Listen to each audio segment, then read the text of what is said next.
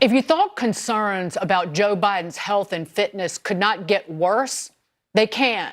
White House visitor logs reviewed by the New York Post show a Parkinson's disease specialist met with President Biden's doctor earlier this year.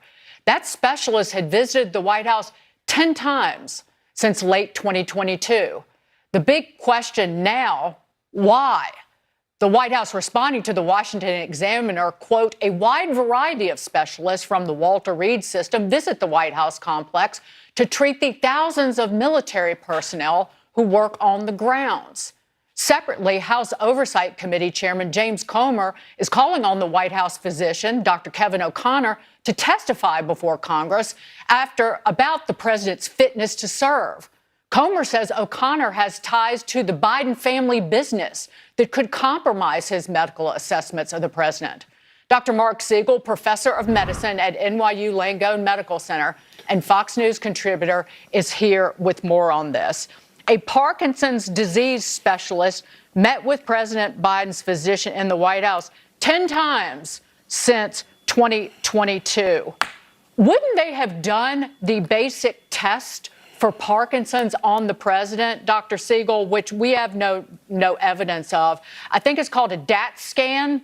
It's a dopamine transporter scan. If they suspected Parkinson's disease, or there would be some evidence of tremors in the president if they suspected that?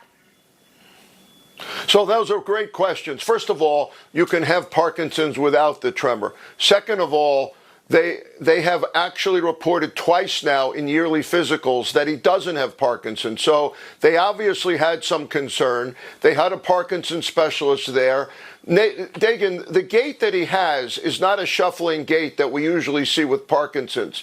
But I think they probably were looking at him for this. But, you know, not only was that scan not reported anywhere, but what about a basic MRI? Because he has atrial fibrillation and irregular heartbeat, and that leads often to something called vascular dementia, where you don't get enough blood flow to areas of the brain. That would be number one on my list of concerns, and an MRI can show that. And Carl Bernstein reporting these freezing episodes, that could be due to the white matter on the outside of the brain if there's insufficient blood flow. But listen, here's the real point. We don't have any of this information. We don't know. And that's what's most disturbing. We have these glowing physicals that he had these huge neurological evaluations and that all is well, but no MRI listed, no cognitive testing listed. And it looks like that